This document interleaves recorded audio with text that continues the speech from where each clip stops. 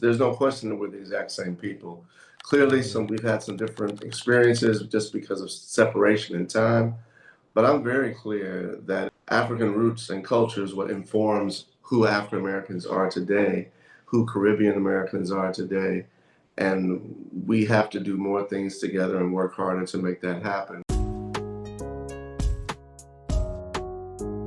All right. We are back with another episode of your favorite podcast, Afronomics. I am your boy, Llewellyn Dixon, the only version of me. Really? You love it. Yep. And Sita Nambuya, live from Atlanta. We got a real good one today. So we're joined by Brian Williams of Step Afrika. Now, Brian is originally from Houston, and he's a good alpha brother. Brian, you don't know this about me, but I'm a Nuke. So, all right. I love it. Yeah. So, a little bit of rivalry, but it's all family, all love. So Brian, he lived in Southern Africa for a while, specifically South Africa. And Step Afrika is the first professional company dedicated to the tradition of stepping. They've toured in over 60 countries and 50-plus cities across the U.S. And as I mentioned, he's an alpha brother specifically from Beta Chapter. Yeah, he gonna throw the sign up, let you know. All right, so we're very excited to have him on. He's traveled to 20-plus African countries, and we love that, especially when Black Americans get involved and take an opportunity to go over to Africa and get connected and bridge the gap. So very happy to have him on. So welcome to the show, Brian. Nice to be here, brother. It's good to meet you guys. Yes, sir. All right, so Brian, we start off every episode with a particular topic, a segment called Walla. So in that segment, we do something that's very lighthearted. It's a different topic every episode, and it's meant to, just kind of get the conversation going before we get into the nitty gritty of the conversation of what you do. Okay. I'm game. All right, so the topic for today is, because you've been to a lot of different African countries. That's why I asked you that. So the question I had is, which African country has the best dancers and the best music? Oh, that's a good question, man. All right, well, I'm gonna just go a little quick. Let me just tell you how I feel. So I've been all across the continent of Africa, north, south, east, west, central. So, and I've studied a lot of the traditional dances from different parts of the continent. And every region, it seems to have its own. What I'm going to say initially, my favorite dance on the continent, hands down, there's two. I'm going to do two, okay? My favorite dance on the continent right now is the dance of the Zulu people in Southern Africa. I love that dance. It's incredibly unique, very, very strong, fantastic. But there's so many traditional dances that I love in every part of the continent. The one I love almost as much, but I haven't seen as much, is a traditional dance out of Rwanda. It's a beautiful, slow movement. The women have a very different way of expressing themselves, and men have a different style. Those two right now are what's happening. But when it comes to the music, I would say Central Africa kind of leads in that area. Really? Central Africa has always been super strong. But South Africa in particular has been kind of strong too. But when it comes to, let me just throw something else. When it comes to the topography and the land, I got to give that to East. I think East has the look. The vistas, the national parks, the Serengeti, all that, Kilimanjaro, all that great stuff. But Africa, man, at the end of the day, you can't lose wherever you go. It's all amazing. Yeah. That's beautiful. That's surprising. That's very surprising. I mean, I think I would. Why is it surprising? Talk to me. Well, so I think like with the dance, I think South Africans are the best dancers. Facts. So you saying the Zulu people, I know that that's Southern Africa, so I can see that. But as far as the music, to me, I think like a lot of the music, at least like the popular music with Afro beats, a lot of that is West Africa, like Nigeria, Ghana even has a decent footprint, and then even I'm a piano in South Africa. So the fact that you said Central Africa as far as the best music, that was kind of surprising. I guess I don't hear a lot of that. Now, my question for that is that like the popular music you're talking about, or more like the traditional tribal music where like the dancers are probably dancing with the drums and things like that? Let me Is that let me say that's a very good point. Afro beats, that's kind of a current. That's like in the last 10 years, right? When you guys say. yeah, yeah. Yeah, when it So really I blew would up. say West Africa right now, today, Afrobeats, West Africa, choose a country, is coming out of those countries. But prior to Afrobeats and Amapiano, let's say 20 years ago, Central African music out of the DRC, the Republic of Congo, Mm-hmm. was probably one of the most dominant music forms that you would hear from the continent, you know? South Africa has always been strong, but I would say, but West and Central African music have always been kind of the leading players. But you're right. Right now, with the rise of Afro beats, the West Coast throwing Amapiano and what South Africa's doing and has been doing for some time with more contemporary music, I'm with you. Who are some of the artists, Central African artists that you listen to? Oh my God, man! Now, see, I'm gonna be honest. That wasn't my style because I've actually never been to DRC. But what was the name of the music that was so popular there? That's still there. It's like heavy guitar on the top. You know what I'm talking about? Nah. No, y'all don't know that. Y'all some young cats. So wait, let me ask a question real quick. Where are you guys? I know you guys are American, a noob here. What is your connection to the continent of Africa? Which countries? Yeah, my family's Liberian. Okay, shout Yeah, out. I was born and raised here, but my family is I'm first generation. All right, Liberians. That's like African Americans returned. I got it. Okay. Yeah. And I'm Sierra Leone with Oh, y'all ties to both from the same Liberia. parts. Yeah. Yeah, So we're both West Coast, so yeah, we West might be a all little day. biased. yeah. Okay, yeah. Let me look. We should look that up. I mean, I'd be a good little assignment. Any other listeners who are listening to African music, let's say 30, 40 years ago, you would know that the Central African Republic, or not, the Central Africa was a hotbed for music back in the day. After Fela, all that. But yeah, but right now, I think you guys are right. West Coast has it with the Afro beats.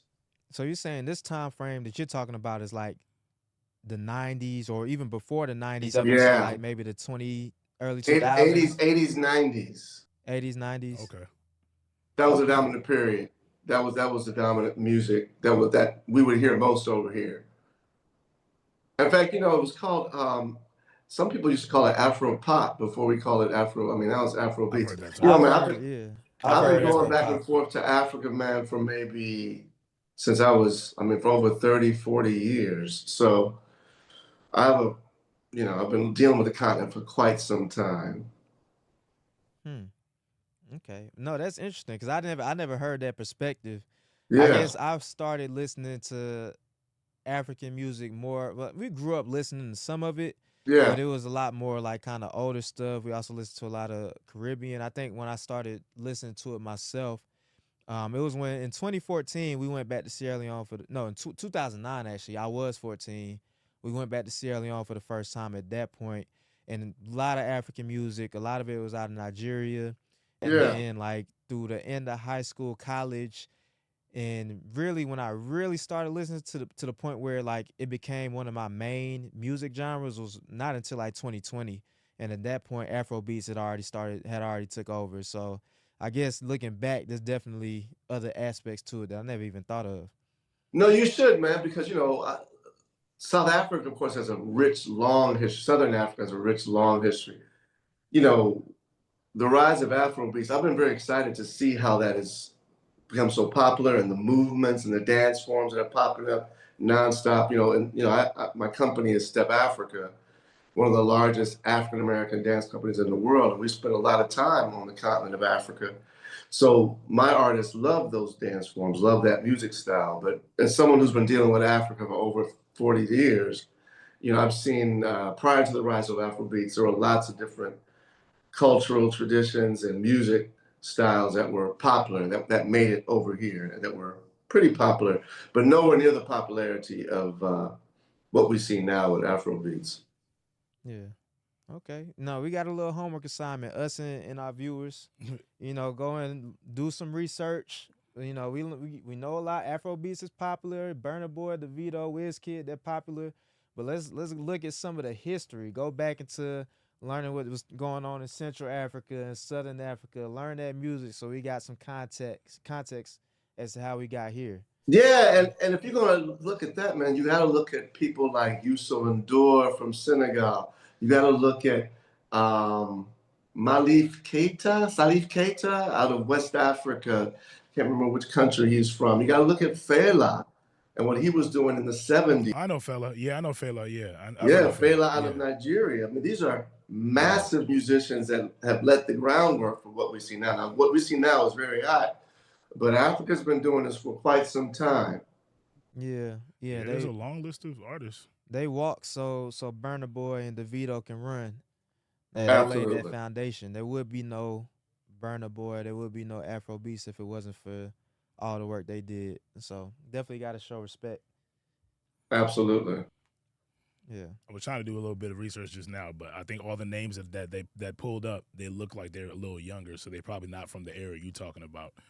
Yeah, we got to dig deep. They probably not on Apple Music like that, so we're gonna have to get into the archives and get into the archives, young brothers. I think you should get some vinyls.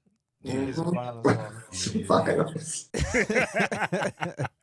I know you got some vinyls, man. I ain't got no vinyls, bro. Really? I ain't got no vinyl. I know that y'all are getting back into collecting the vinyls, but I have some. I'm strictly. I mean, I don't think I ever really. Vinyls are, it's so funny to see how music has evolved. I have no vinyls. I have no cassette tapes. I let it all go, bro. All I got is what's in the phone. Really? You don't got no Walkman? What No, man, I'll let that go, bro. Man. That was before my time, for real. That's funny. For sure it's before your time, bro. All right. Well, appreciate it. That was a good segment. Drop some real gems on us.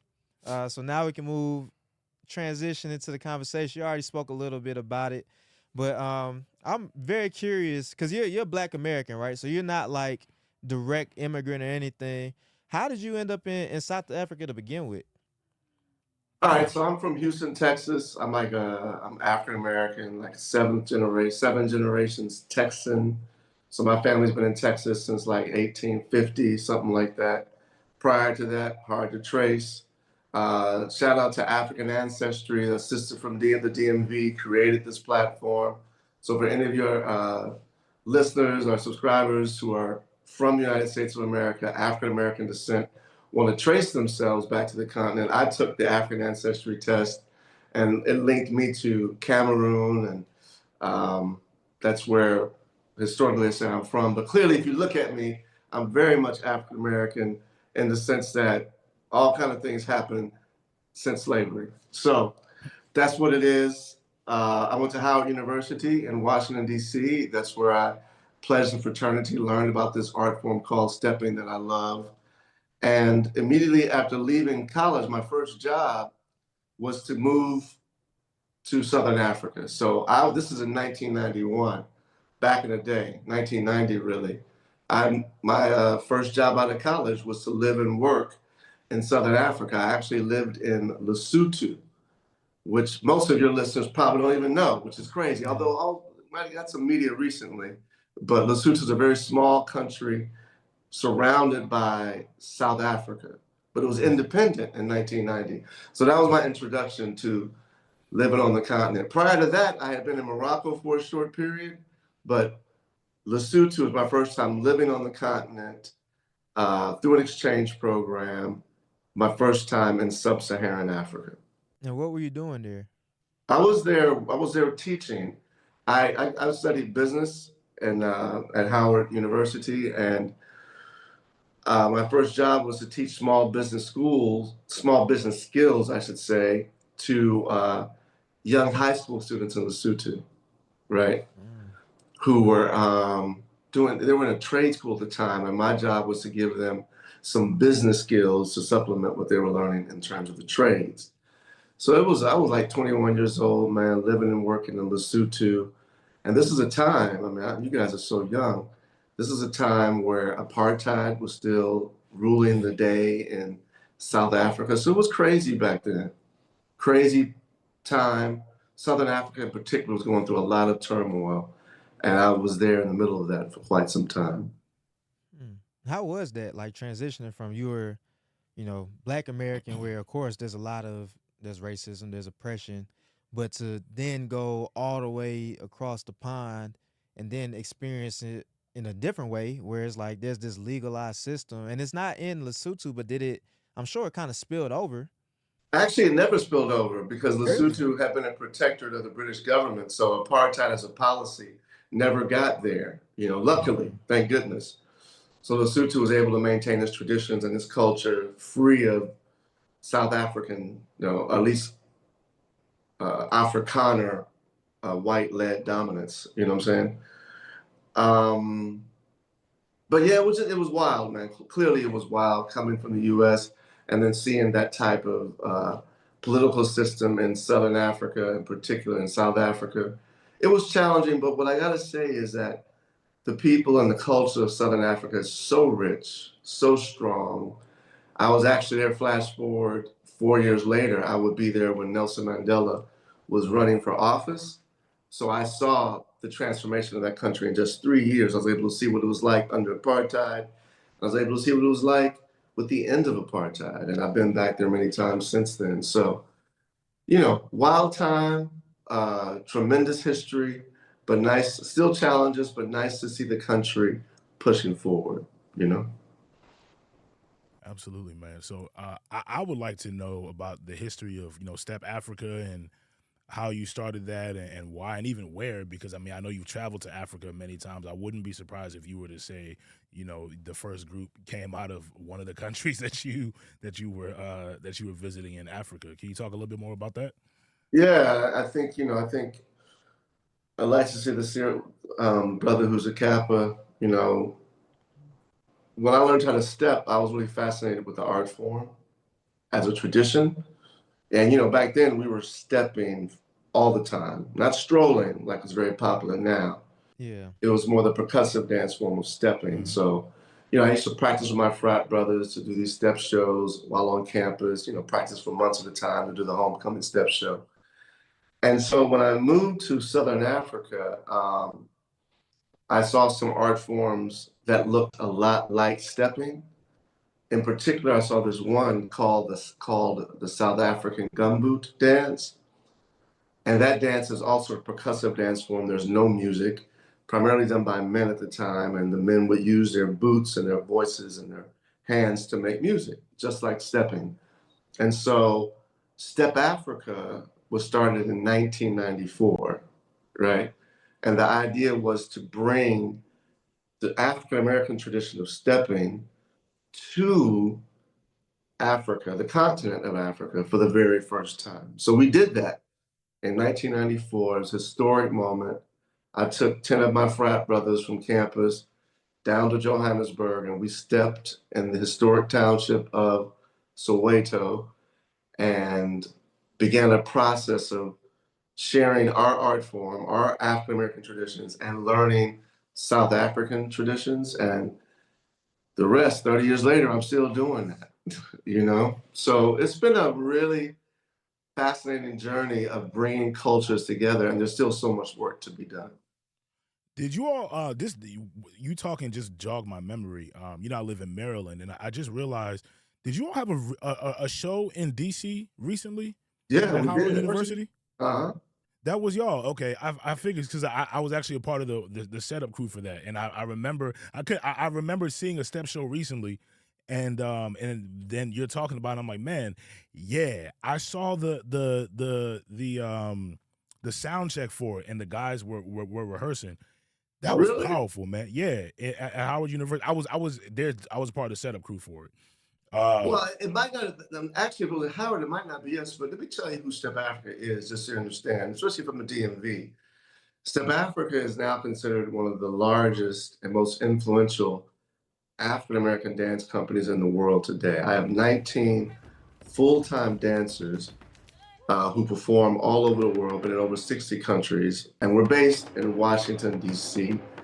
And we just had a show, over 3,000 people came at the Strathmore in Bethesda, Maryland. I don't know if you know it. Uh, and we perform, like I said, in venues and theaters pretty much everywhere across the country. So that's who Step Africa is now.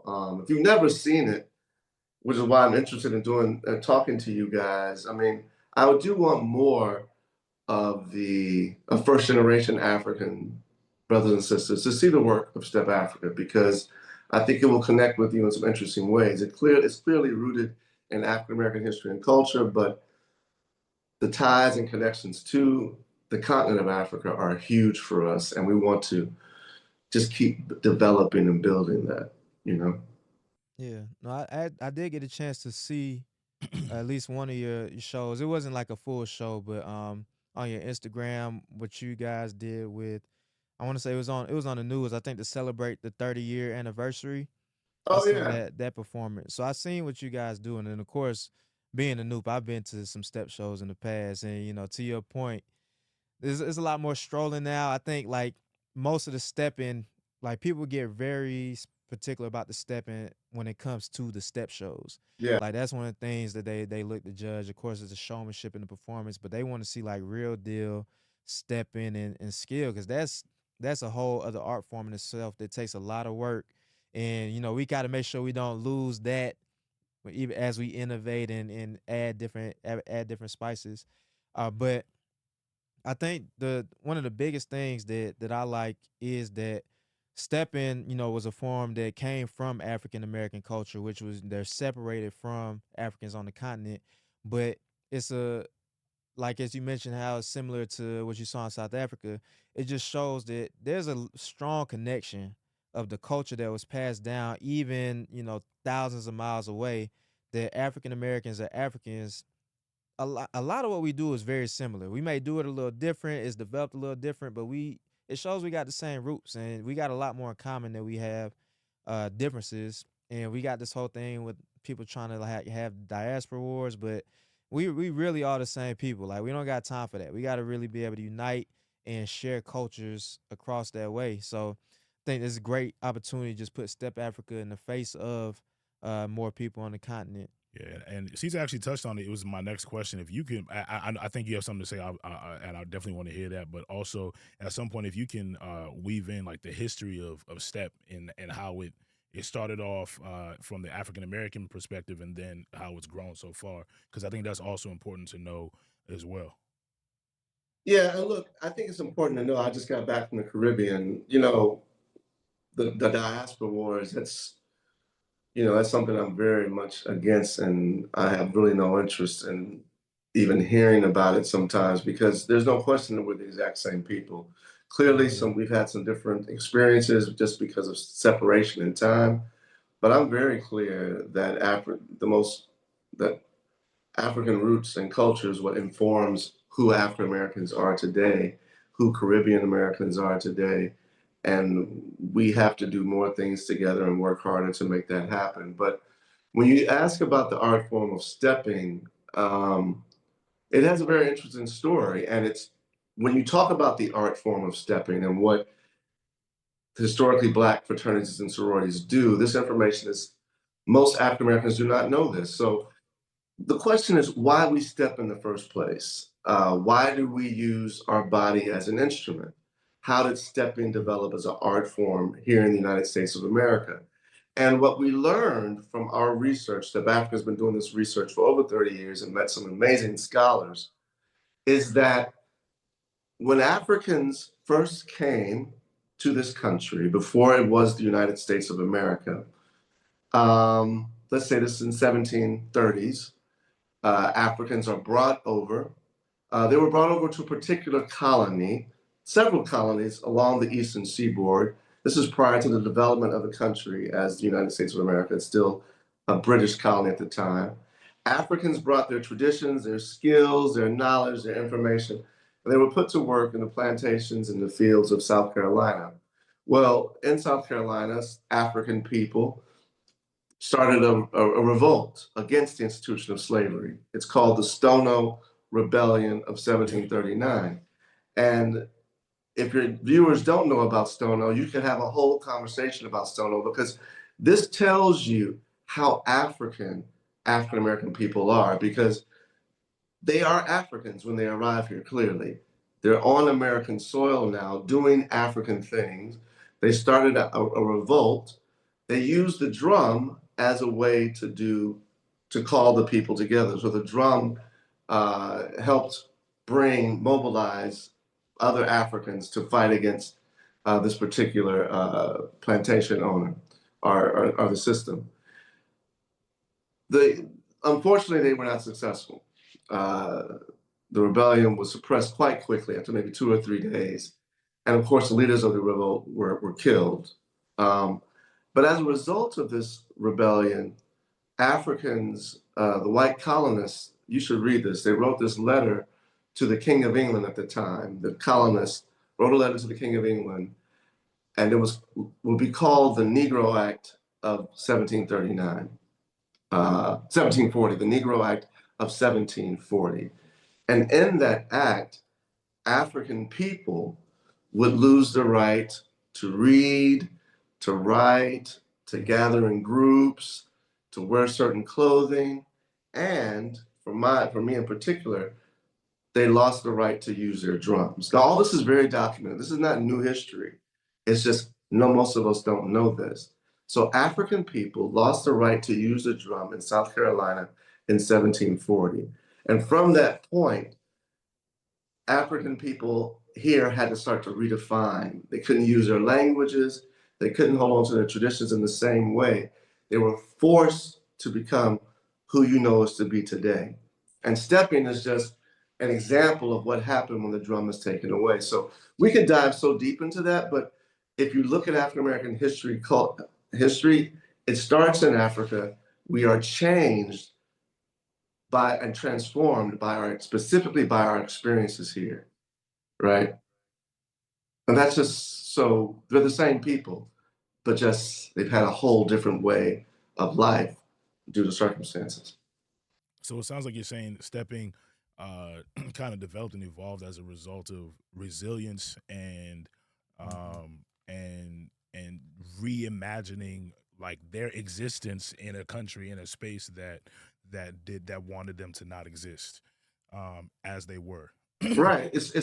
Stepping is an African American response to the loss of the drum and a way to retain cultural traditions and express their Africanness in a space where it was where some of the tools that they had known for millennia were no longer with them. Their language, their music, their instruments, right? Yeah. So they start to recreate these things. So if you look at the African American traditions that developed from 1740 until let's say 1900, none of them have the drum. Tap, stepping, ham bone, the ring shout. These are all traditional African American dance forms that don't have a drum present, but the body becomes the drum, or the feet become the drum. You know, the drum is still present. It's just in different ways. That's Yeah. powerful, man. The rhythm is in us. you Yeah. can't stop it. Yeah, that's You can't stop the it. most You creative cannot people stop it. It Most is creative people this world has absolutely inside you. ever existed. Is like, if you can take away whatever, but we still always gonna find a way to make something happen. It's just how we are as a people. It just allowed us to develop, and it's made us even more powerful, just in everything that we've done. That's beautiful. That's some great history. I think a lot of people, because I didn't even understand that history, and pledging and everything, and Yeah. so we learn how to step, and we learn steps. We learn how to do the cane step, and we learn history about our particular organization. But the history overall about stepping, I think that's something that should be incorporated into everybody's process. No, it should be incorporated into the process. I probably need to work a little harder to make sure that happens. Maybe I'll deal with that eventually. I do need to deal with that, and I will deal with it soon if someone else doesn't do it, which I would love for it to happen. But we need to understand that these art forms that we do, I mean, they don't come out of nowhere, you know? Yeah, They're the results of our response to our environment, and like you say, but the rhythm is inside us, and it's inside us because we are African people, have that same history of rhythm. Like we were performing in Angola, and I asked the audience, what would it be like if all of a sudden someone just swept through here and just took the drum away. Wow. Hmm. And they were like, what? That even makes sense. Can't even fathom it.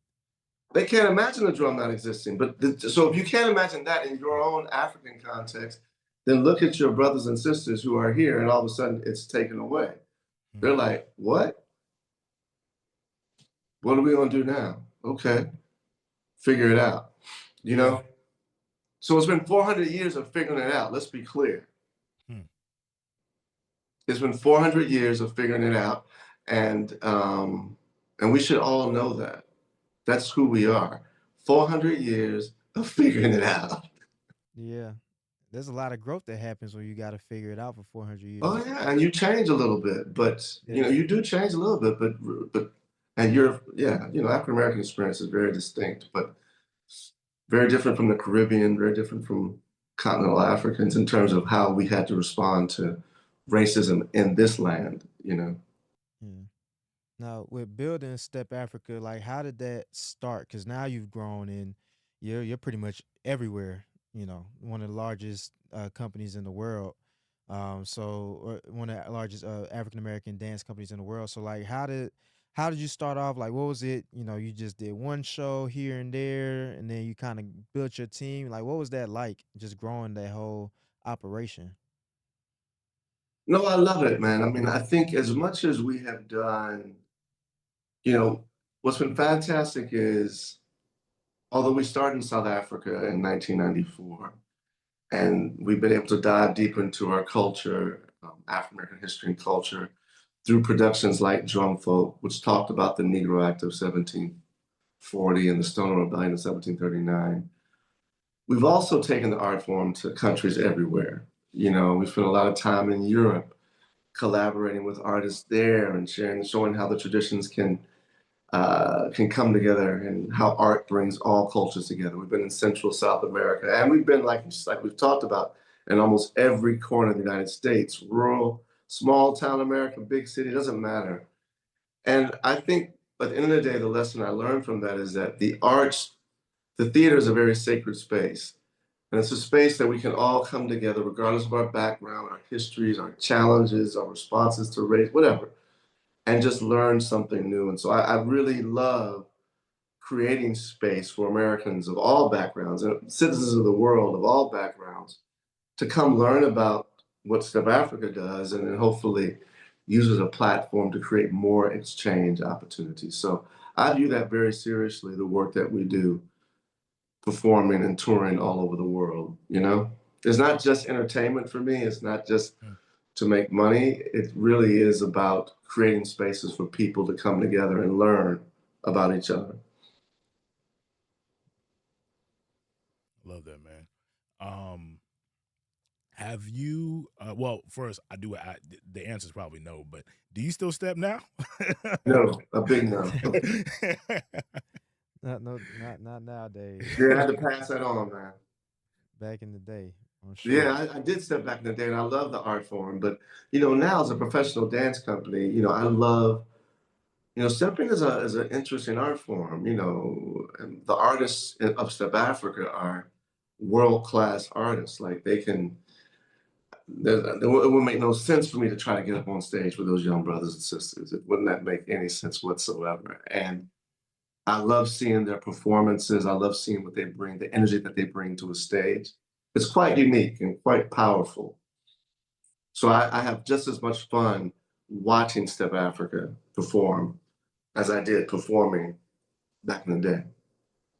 Were there any particular like locations? You've been everywhere. Were there any particular locations where it's like you just really enjoyed the performances there? Like you were well received by the people or the crowd? Yeah, man. I mean, I'll just name like three highlights. I think we were in Ghana some years ago, before it became all popular, everybody going back to Ghana, which I love to see. And we performed at this packed theater at the National Theater of Ghana. And it was just amazing to see how they responded. First time stepping was there, and especially as Step Africa does it. Very, very rich moment. I think taking stepping to Haiti, Mm. a very important place for African people in the Western Hemisphere that's having a lot of challenges right now. We were there performing after the earthquakes there, and I think almost 10,000 people came out to see Step Afrika perform alongside Haitian artists in a place called Place Boyer, and that was fantastic. And then last but not least, I'd say um, we were spending a lot of time in Southeastern Europe, in Croatia and Slovenia for many years, and that was not a place that people would expect Step Afrika to have a really good, strong following and connection to the land and the culture. But I was very excited to see how the people there received our work. But then, like I said, man, so many places, every place that we've been to, there's been something special. I'm just going to bring those three to the forefront. And last thing I'll say, just last year, we were in South Africa for our 30th anniversary. And we did a performance in Soweto, which, if you don't know Soweto, is a legendary township in Johannesburg. So much history came out of that in terms of the anti-apartheid movement and activism in South Africa. So we went back there to perform, and that was just very, very special once more. Man, we're about out of time, but we do have two more questions. One I want to ask, and then one that Sita always asks our guests as well. So for you, I know y'all have accomplished so much, and maybe you have accomplished what you kind of wanted to accomplish, but for you as the founder of it and being so passionate about Step Afrika and stepping, what's the vision for your what would you like to see Step Afrika do next? So I guess even for like your successor, what would you like to see your successor do with Step Afrika or take it in the future? I don't know. I think I'm, after 30 years of doing this work, I think there's still so much more to do. I think there are other countries I want to collaborate with. I want to get to India, create some collaborations with that community. I want to get to China, create some collaborations with them. And I want to do more deeper conversations and connections on the continent of Africa, you know. We're getting ready to create a new work.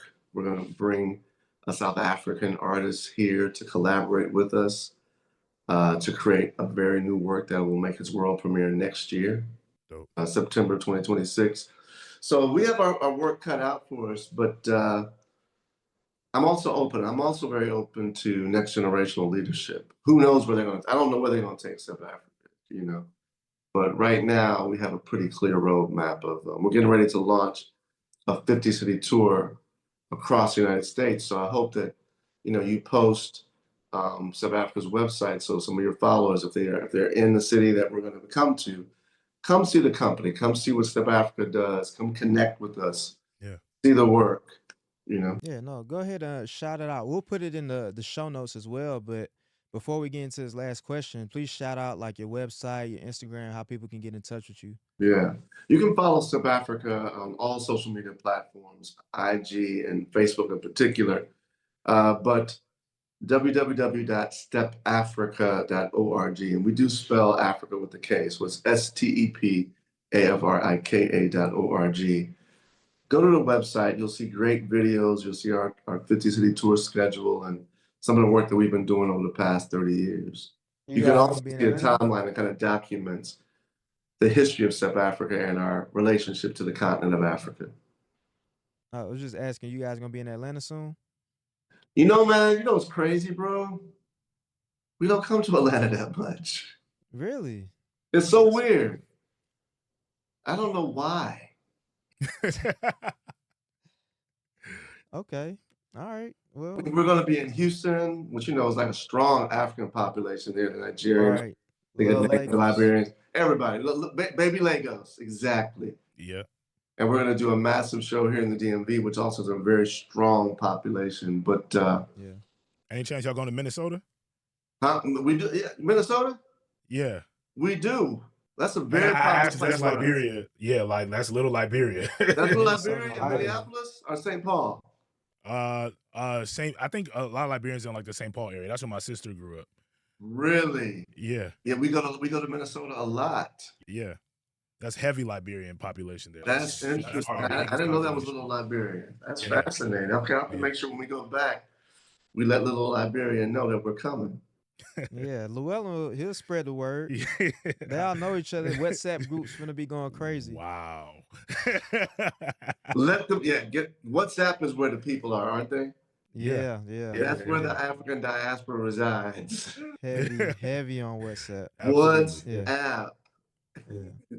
But So that's the only reason I got WhatsApp is for communication with yeah, Southern Africa, you know? you Yep. need to. You need to. All right. So before we wrap up, we ask the same question to every guest we have on.